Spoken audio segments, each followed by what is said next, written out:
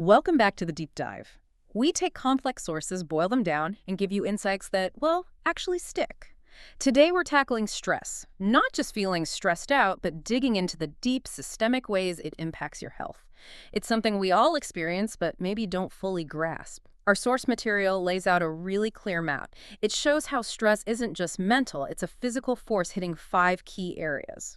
Our mission today, to quickly map those out for you. Exactly. And that map is so useful if you need to get up to speed quickly. Correct. It moves beyond just, feeling tense. We're talking specific measurable impacts, Yeah. systemic ones, how it affects your body, your sleep, digestion, your mind, and even your daily habits. It gives you that crucial, actionable knowledge. Okay, great. Let's jump right in then. First stop, the immediate physical stuff, the things happening inside your body maybe before you even feel that mental strain. Let's focus on the body first. What are those instant, measurable physiological hits? The source flags, 3 big ones.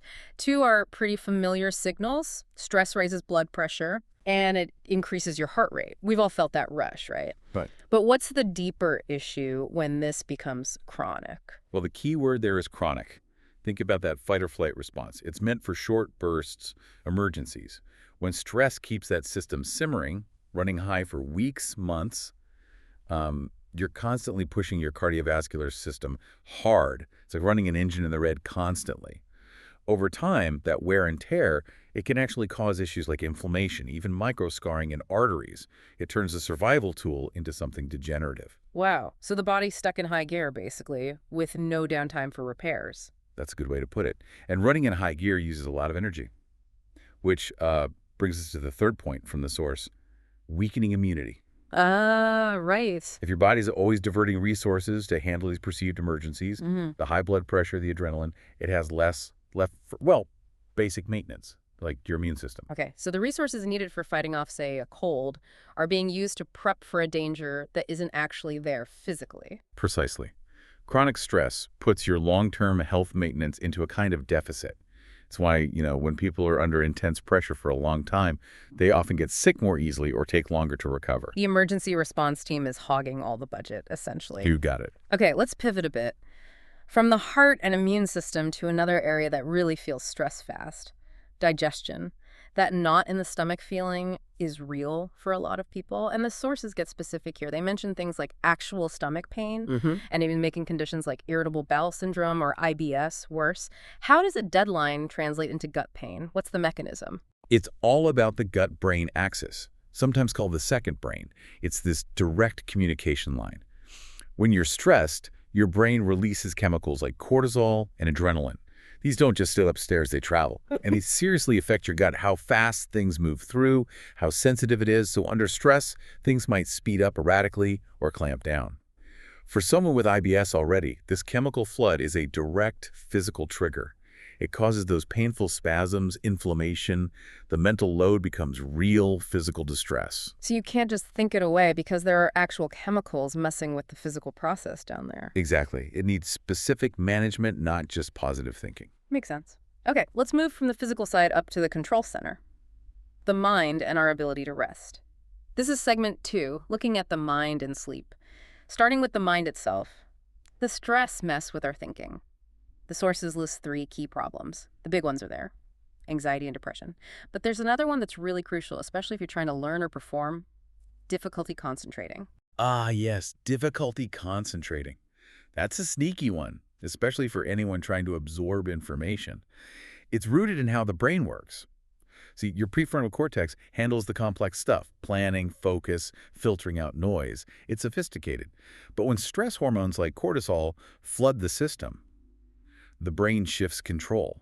It defaults to the amygdala, the older part, the threat detector. The survival brain takes over. Pretty much. If your amygdala thinks there's danger, it pulls cognitive energy away from deep focus and learning.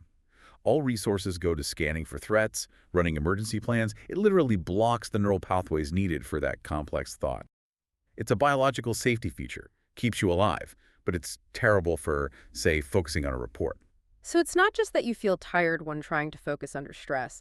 Your brain is actively being inhibited from doing critical thinking. That explains why those high-stress winds feel so unproductive sometimes. Precisely. You can be working long hours, but the quality of focus just isn't there. Yeah. And when your mind is stuck in that emergency mode, proper recovery is almost impossible, which leads us right into the importance of sleep.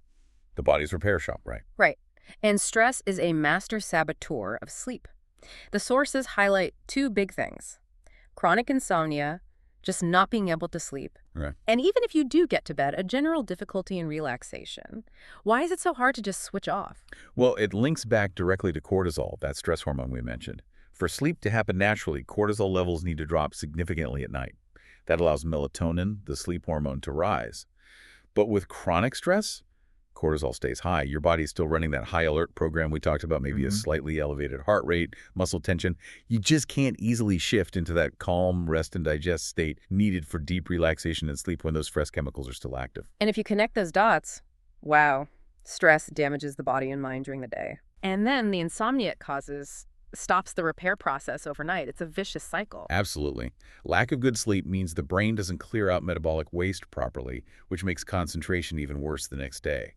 That can create more anxiety about performance, and the stress just spirals. It feeds itself. A truly nasty feedback loop.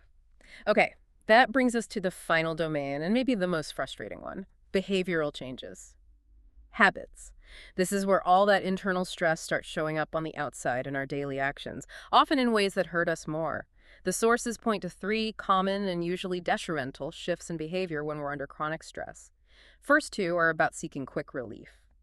Stress might lead to excessive eating, A very common one. and it might also lead to smoking. Right. These are, classic coping mechanisms. Often not very effective ones in the long run, but understandable. Stress depletes our mental bandwidth. Our capacity for long-term thinking, for discipline, for managing emotions gets lower. When resources are thin, the brain often defaults to what feels good right now. Sugary foods, nicotine, they give a quick, predictable hit of dopamine or temporary relief. It masks the underlying stress for a moment. It's like self-medicating, but the side effects aren't great. So we reach for things we know aren't good for us just because the internal pressure feels too high to handle any other way at that moment. That's often what's happening, yeah. And the third habit change mentioned is really interesting, especially given everything we've just discussed about the physical and mental toll. Stress often leads to a lack of physical activity. Yes, and this one is particularly insidious. It's so counterintuitive. Think about it. Stress raises blood pressure, tanks your mood, hurts concentration. What's one of the best ways to combat all of that? Exercise, movement. Exactly. It helps regulate mood, lowers blood pressure over time, improves sleep. It directly counters the effects of stress. Yet stress itself often kills the motivation and energy needed to actually do it. That mental fatigue, the feeling of being overwhelmed, it makes getting active feel impossible. So you end up being more sedentary, which just makes the physical and mental health impacts of the stress worse. It's like the stress traps you. It really highlights how systemic this is. Stress actively works against the things that would help you fight it. It's a tough cycle to break. Okay, so let's pull this all together for you, the listener. We've covered 5 key areas stress attacks: your body, your sleep, your digestion, your mind, and your habits. The crucial thing is, these aren't separate issues. They link together, forming a complete picture of how stress makes us vulnerable. It's much more than just feeling a bit run down. Absolutely. The takeaway here is that stress isn't just some vague inconvenience. It's a measurable physical and mental threat. It impacts your heart rate, how your gut works, how well you can think, and even the basic routines that keep you healthy, all at the same time. Knowing this framework helps you move from just saying, ugh, I'm stressed, to maybe identifying, okay, my concentration is shot, my digestion feels off, and I know my immune system is probably taking a hit. It gives you specific things to notice. That's the real power here, isn't it? Giving you the language and the specific targets to understand your own experience better. Right. And maybe here's a final thought to leave you with. The really tricky part about stress, its real danger perhaps, is how it pushes you away from the very things that help manage it. Things like activity, good sleep habits, eating well. We've talked about 5 domains today. When you think about your own stress levels and how they affect you, which one of those 5, body, sleep, digestion, mind, or habits, might you be overlooking right now? Something to consider until our next deep dive.